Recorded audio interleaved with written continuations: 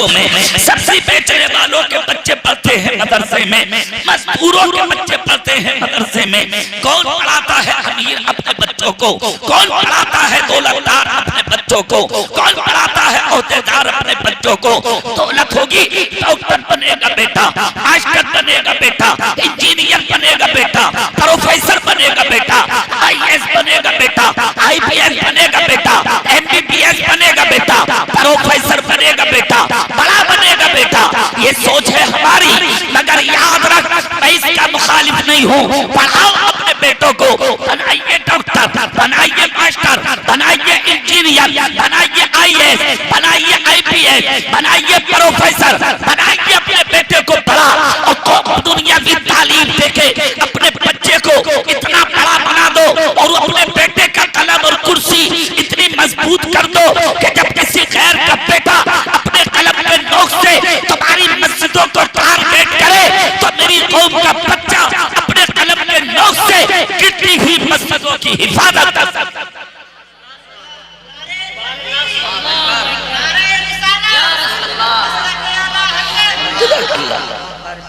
शायरे हिंदुस्तान जनाबे उस्मान रज़ा मंसरी भी तशरीफ ले आया। सुभान अल्लाह बोलेंगे आप? सुभान अल्लाह जोर से बोलो आप। बनाइए पढ़ाइए, मगर एक चीज याद रखिए, सबसे पहले अपने बेटे को नबी का आशिक बनाइए, नबी का गुलाम बनाइए आप। जरूरी यह है कि पहले अपने बच्चे को सही माना में मुसलमान बनाइए, और ऐसा मुसलमान बनाओ अपने बेटे को कि अगर वो इंजीनियर हो तो कुर्सी पे बाद में बैठे, पहले खुदा का कुरान पढ़े। प्रोफेसर हो पहले कुरान पढ़े, अगर वो मास्टर हो तो पहले कुरान पढ़े, अगर वो डॉक्टर हो तो दवाई देने से पहले कुरान पढ़े।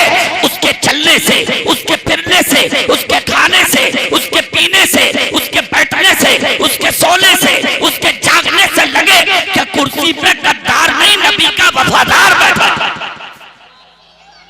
अच्छा, तुम्हारी नजर में तो हकीर समझा जाता है आज पढ़ने वालों को। एक चीज बता दूं मैं, मौलाना उस्मान रज़ा मंसरी तवज्जो अगर दे दें, चूंकि मेरी तकरीर बस 8-10 मिनट हो रही है, थोड़ी सी आप तवज्जो दें तो उस्मान भाई मैं कुछ बात कर लूं इन लोगों से। सुभान अल्लाह बोलेंगे आप? चेहरा मेरी तरफ करके आप एक बात सुनिए।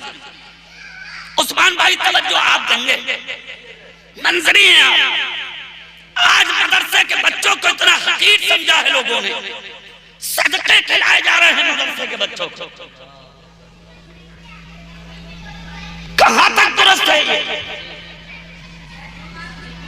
लेके के मौत से उसके और 40 तक मदरसों के बच्चों की दावत होती है। बोलो, बुलाओ यतीमों को, बुलाओ गरीबों को, और इसकी जिम्मेदार आवाम नहीं बल्कि वो मौलवी हैं जो पेट पालने के लिए मदरसे चला रहे हैं। अब आपको क्या पता? इसके जिम्मेदार वो हैं। दूर तक जाएगा मेरा जुमला, मैं जिम्मेदारी के साथ ऐलान करता हूं, कुरान का इल्म रखने वाला गरीब नहीं होता। सुन लो बात, ये गलतफहमी है। जिसके पास इल्म दीन है वो गरीब नहीं है, इसलिए कि इल्म जेवर है, और जिसके पास जेवर होता है वो गरीब नहीं होता, वो उम्मत में बड़ा अमीर होता। और तुम्हारी नजर में गरीब है ना ये मदरसों में पढ़ने वाले? क्या हैसियत है साहब हाफिज जी की, कारी साहब की, मौलाना साहब की? एक तारीख सुना दूं मैं तुम्हें, सुभान अल्लाह अगर बोल दो तो। मदरसे तो आज भी चल रहे हैं, और एक मदरसा इमाम आजम अबू हनीफा चलाते थे। 1000 बच्चे पढ़ते थे उस मदरसे में। कितने बच्चे? बोलो, जोर से बोलो तुम। कोई मामूली बात नहीं है 1000 बच्चों को मदरसे में रख के तालीम देना। एक दिन ख्याल आया इमाम आजम को, 1000 बच्चे पढ़ते हैं मेरे मदरसे में, लाओ मैं आज मदरसे में जाकर देखूं तो कि मेरे बच्चे कुछ पढ़ते भी हैं या नहीं पढ़ते। Hello hello hello. एक तरफ से आए और आने के बाद एक तरफ से बच्चे का हाथ पकड़ के कहा, बेटे तुम पढ़कर क्या करोगे? बोला डॉक्टर बनूंगा। तुम क्या करोगे? मास्टर बनूंगा। तुम क्या करोगे? मैं तिजारत करूंगा। तुम क्या करोगे? मैं फला काम करूंगा। 999 बच्चों ने अपने मकासद बता बयान कर दिए। एक बच्चा था जो दीवार से सर लगाए नबी की हदीस को पढ़ रहा था। इमाम आजम अबू हनीफा की आंख से आंसू निकल पड़े। इतनी मेहनत करता हूं मदरसे के लिए और ये बच्चे 999 अपने मकासद बयान कर दिए। सब सुनो और तवज्जो से सुनो बात। क्या फायदा मेरे मदरसे चलाने का? ख्याल आ गया तो जो उस्ताद थे मदरसे के, उन्होंने कहा हुजूर रोइए मत। जब इतने बच्चों से आपने पूछ ही लिया तो एक बच्चा और बाकी है सरकार, इससे भी पूछ ले। इमाम आजम बोले जब 999 ने अपनी बात कर दी तो मैं इस अकेले से क्या पूछूं? कहा हुजूर पूछ ले। इमाम आजम गए और जाके बच्चे के सर पे हाथ रख के कहा बेटे तुम पढ़ के क्या करोगे? इतना जब कहा तो बच्चे की आंख से आंसू निकल पड़े। कहा हुजूर दुआ करें कि अल्लाह मुझे दीन का अच्छा आलिम बना दे। बोले क्यों? कहा अगर खुदा ने मुझे इल्म दीन दे दिया और आलिम बना दिया तो मैं पढ़ के अल्लाह और उसके रसूल का और अल्लाह वालों का और अपने उस्तादों का नाम रोशन कर दीन मुस्तफा के लिए खड़ा रहूंगा। नबी की उम्मत में अच्छा सिपाही बनूंगा। हुजूर दुआ करें कि मैं मुस्तफा की शरीयत का मुहाफिज बनूंगा। इमाम आजम ने आगे बढ़कर कलेजे लगाया, कहा 1000 पढ़ेंगे मगर मेरे लिए तू अकेला काफी है। तू अकेला काफी है। उसी दिन से पढ़ाया और इस अंदाज में पढ़ाया कि बच्चे को अपने करीब रखा। फिर हदीसों का इमाम आजम ने दर्ज दिया। अच्छा सुनने की बात यह भी है कारी रिजवान साहब, जिसको इमाम आजम पढ़ाते होंगे वो शागिर्द कैसा होगा? सुबह शाम अपनी सोहबत में रखा, अपने रूहानी बेटे को कुरान का इल्म दिया, हदीस का दर्स दिया। एक दिन वो भी आया कि ये बनकर आलिम दीन तैयार। फिर आगे की तालीम शुरू, मगर उम्र कम थी। एक दिन इमाम आजम ने, चूंकि उस्तादों के पास जब बच्चे होते तो कुछ काम भी पढ़ते, एक दिन इमाम आजम ने 5 आने निकाले। कितने आने? 5 आने। अब तो 500 का नोट चलता है। 5 आने उस जमाने की बात है। निकाल के कहा ले बेटे बाजार से 5 आने की सब्जी खरीद के लाओ। इन्होंने 5 आने अपने हाथ में पकड़े और पकड़ने के बाद चल दिए बाजार। सब्जी की दुकान पे पहुंचे तो सब्जी अच्छी थी, दुकान बड़ी ताजा सब्जी की थी। इन्होंने 6 आने की सब्जी निकाल ली। दुकान वाला बोला बेटे सब्जी पसंद आ गई? बोले हाँ। कहा पैसा बताइए? कहा 6 आना। इन्होंने निकाल के 5 आना दे दिया। कहा मेरे पास यही है। दुकान वाले ने, ताजिर ने कहा ना बेटे मेरे घर का चूल्हा इसी से चलता, मेरे बच्चों की परवरिश इसी से होती है, मेरा घर इसी से चलता। अगर मैं इस तरीके से सब्जी दूंगा तो फिर मेरा घर कैसे चलेगा? इमाम आजम के शागिर्द कहने लगे सुनो मुझे सब्जी पसंद है, मैं नबी की शरीयत और दीन का आलिम हूं, तुम मुझसे 1 आने का मसला पूछ लो मगर सब्जी वापस मत लेना, इसलिए कि सब्जी मुझे पसंद है। इतना जब कहा तो दुकान वाला बोला ना मुझे मसला नहीं चाहिए, मुझे अपने बच्चों को पालना है। बेटा या तो पैसे दो वरना सब्जी दो। इन्होंने सब्जी निकाली 1 आने की और वापस कर दी। गर्दन झुका के आ गए इमाम आजम के घर। सब्जी दे दी। इमाम आजम ने देखा तो बच्चे की आंख में आंसू थे। कहा बेटा क्या बाजार में किसी ने मारा है, किसी ने डांटा है, किसी ने कुछ बोला है? कहा हुजूर ना मारा है न डांटा है न किसी ने कुछ बोला। कहा आंख में आंसू क्यों आए? कहने लगे हुजूर एक बात ने रुला दिया। कहा क्या? कहा आपने 5 आना दिया, मुझे 6 आने की सब्जी मैंने उठा ली, पसंद आई। उसने जब मुझसे 1 आना मांगा तो मैंने कहा मुझ पे 1 आना नहीं है, तुम मुझसे 1 आने का मसला पूछ लो ताकि मैं सब्जी ले जाऊं, मेरी पसंद की है। उसने कहा ना ना मुझे मसले की जरूरत नहीं, मुझे पैसा चाहिए वरना तुम वापस दो। हुजूर अफसोस है मुझे, मैं सब्जी निकाल कर दे आया और खाली हाथ में घर आ रहा हूँ। रो इसलिए रहा हूँ कि जिस इल्म से हम एक आना की सब्जी नहीं खरीद सकते, उस इल्म से हम अपनी जिंदगी का गुजारा कैसे करेंगे। खुदा की कसम इतना सुना तो उस्ताद भी इस जमाने के नहीं थे, उस्ताद भी उस जमाने के थे कि जिनके कलम से लिखी हुई किताबें 70 ऊंटों पे चला करती थी, जिन्होंने वक्त विशाल एक जुमला बोला था कि अल्लाह ने कलम में इतनी ताकत बख्शी थी मुझे कि मैंने 70 ऊंट अपनी तसरीफात से भर दिए, मगर आज तक लफ्ज़ अलिफ की हकीकत को नहीं पहुंचा।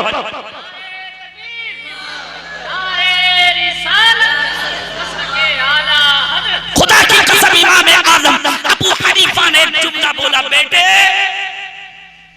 इल्म सब्जी की दुकानों पर नहीं आजमाया जाता। तवज्जो है आपकी?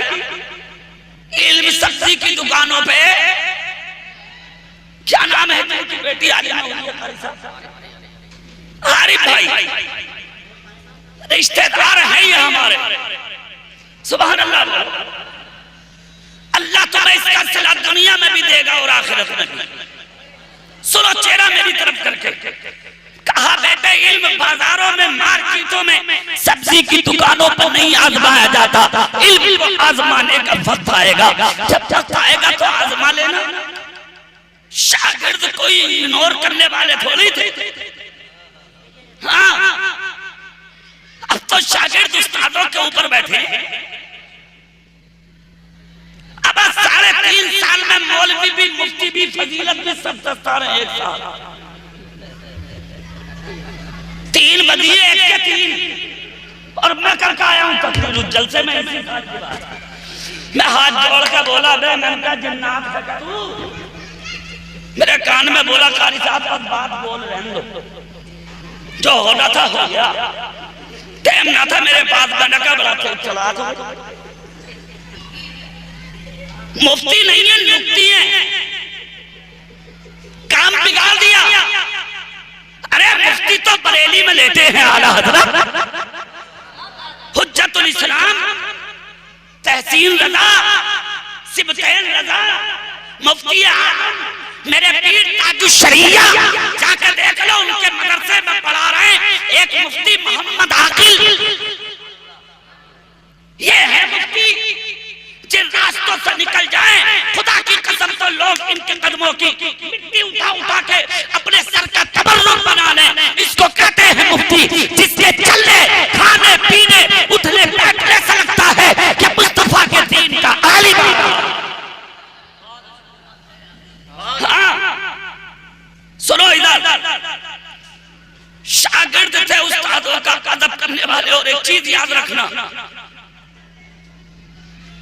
तरबियत काम करती है, इल्म अदब से मिलता है। कैसे मिलता है इल्म?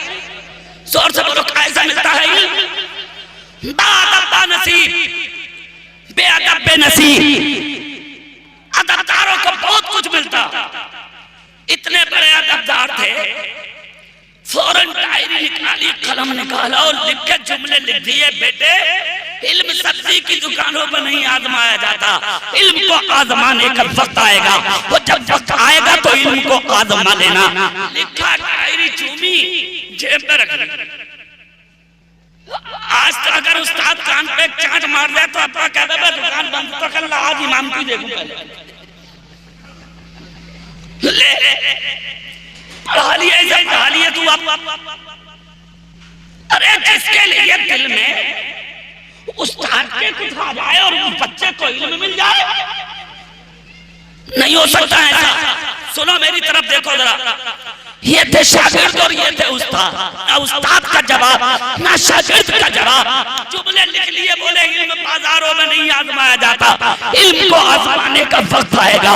डायरी चुमी, सीने से लगाई, पॉकेट में रख ली। वक्त आ गया, वो साथे पुरबहार अपने दामन में कैफो सुरूर के कोहर लिए हुए पूरी दुनिया के निगाह के सामने जलवा फिगर हुई कि अल्लाह ने इनको आलिम बना दिया, फाजिल बना दिया, मुफ्ती बना दिया, फकीह आज़म अपने वक्त का बना दिया और इतना बड़ा इमाम बनाया। जिधर देखते उनके इल्म के चर्चे।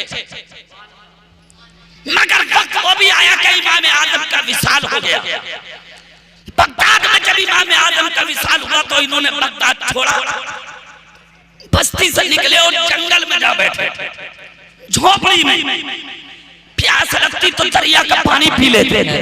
हेलो, जोर से नहीं बोल, अरे छोड़ो भैया, बेटे इसे बंद कर, बंद कर।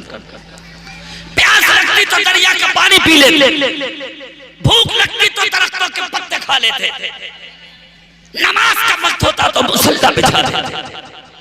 जोर से नहीं बोल रहे तो कोई वक्त ऐसा नहीं था जो इनकी झोपड़ी से अल्लाह के जिक्र की आवाज ना आती। बैठे थे झोपड़ी में। जमाना कौन सा था? बादशाह थे खलीफा हारून रशीद। खलीफा हारून रशीद का दौरे खिलाफत। किसी बात पर उनकी बीवी से खटखट हो गई, हो जाती है बीवियों से ऊंच नीच। अरे भाई साहब, इन्हें पानी मत पिलाओ, ये तुम पैप ला के लगा दो, मुंह लगा दूंगी। ये तुम कहाँ चक्कर में पड़ रहे हो? थोड़ी देर बैठ जाओ, बात खत्म करो, ये छोड़ देंगे। प्यास लगनी चाहिए, मुझे और लग रही है। कोई बात है ये तुम्हारी? सुभान अल्लाह बोलो तो। सुनो, बीवी है, बीवी ऊंच नीच हो जाती है, इनमें भी हो गई। जैसे ऊंच नीच इनमें हुई, मियां बीवी में खटपट, गुस्सा आ गया साहब।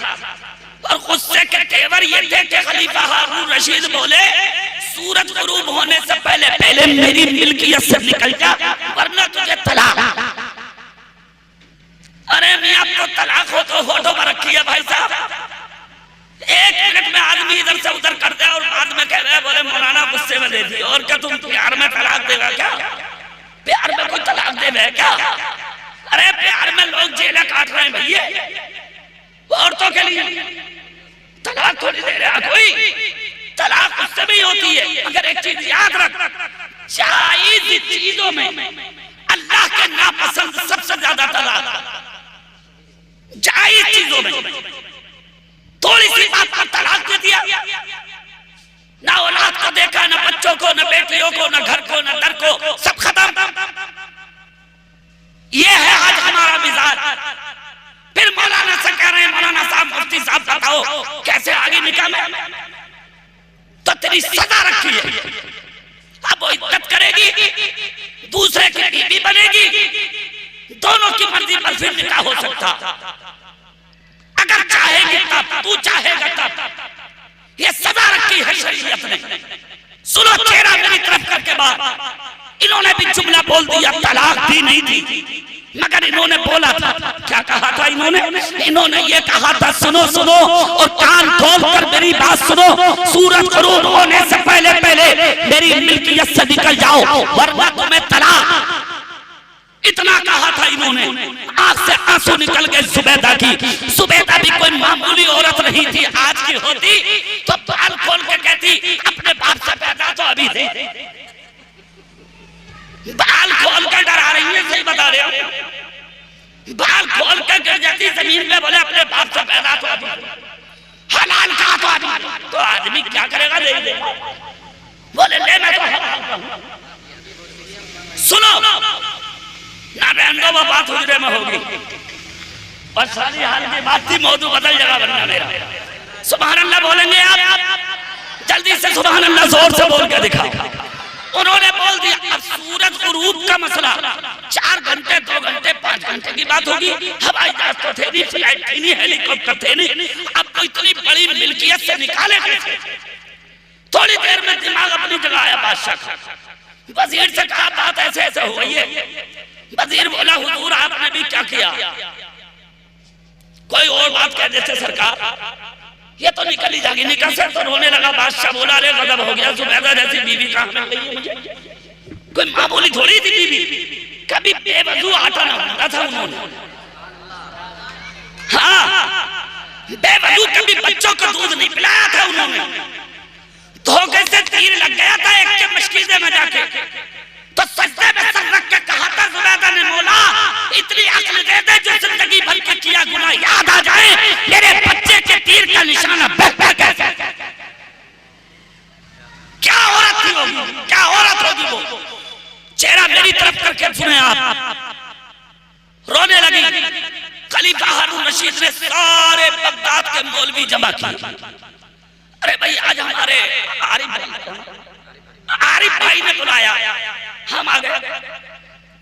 हालांकि मैं अभी दूसरे जलसे में जा रहा हूँ, मेरा इंतजार हो रहा है, वहां मेरी तकरीर तैयार है डोंगर में, जलसे में मुझे तकरीर करनी है।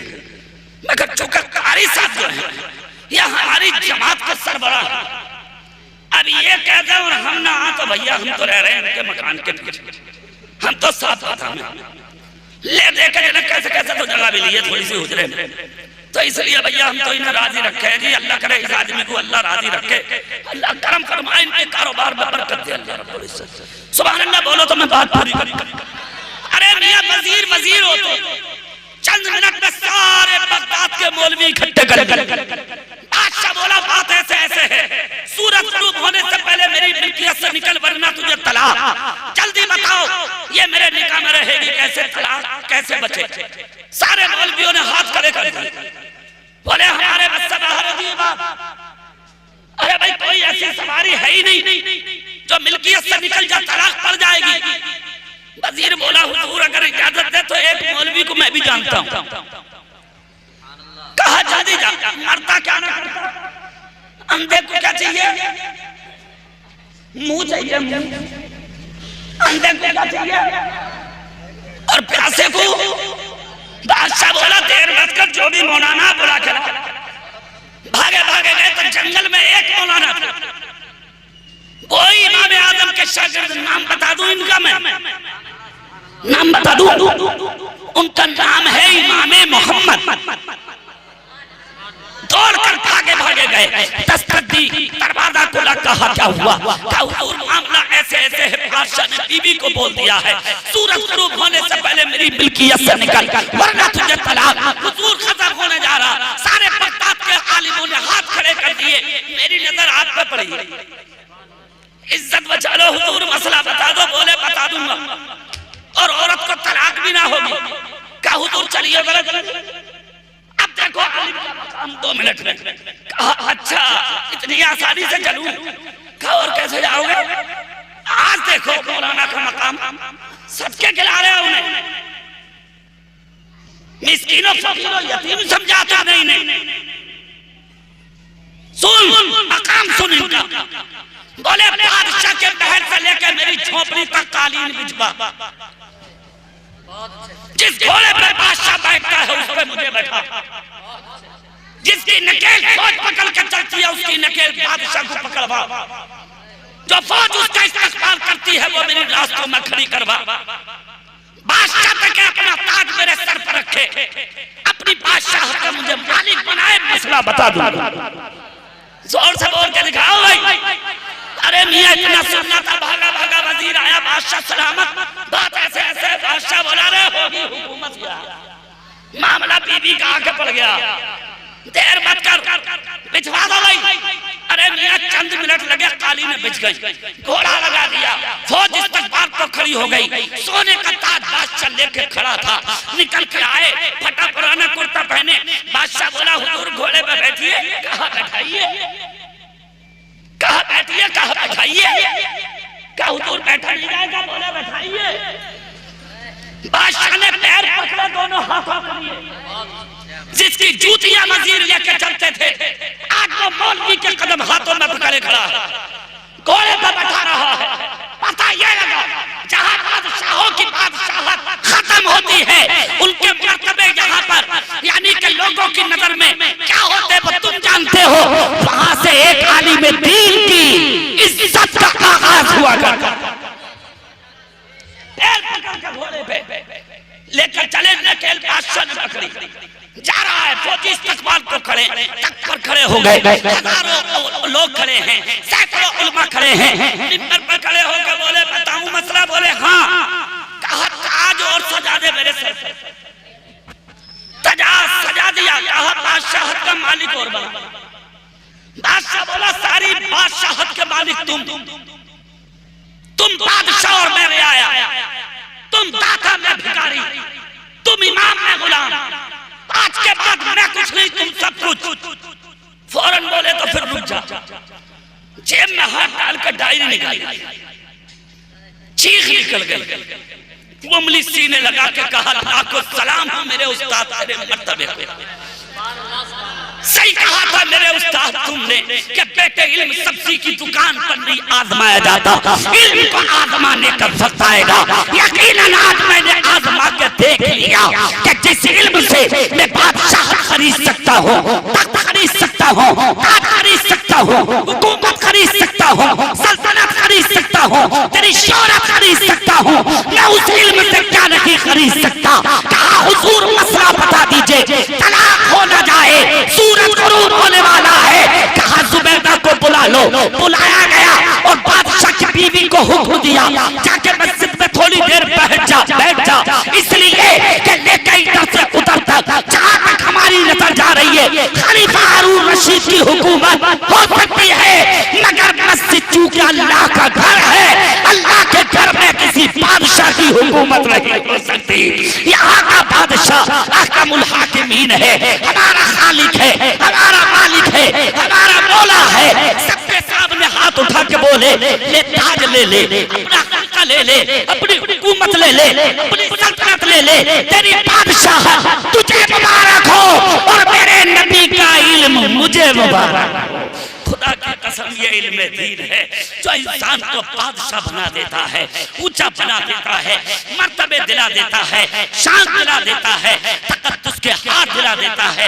इसलिए आरिफ भाई को मैं मुबारकबाद देता हूँ, उन्होंने अपनी बेटी को आलिमा बना करके मेरे रसूल को भी राजी किया है और अपनी भी बख्शिश का जरिया बनाया है। खुद नबी ने कहा था ना तलबुल इल्म फरीदतुन अला कुल्li मुस्लिम व मुस्लिमा, इल्म दीन का हासिल करना हर मुसलमान मर्द पर भी फर्ज है, औरत पर भी फर्ज है।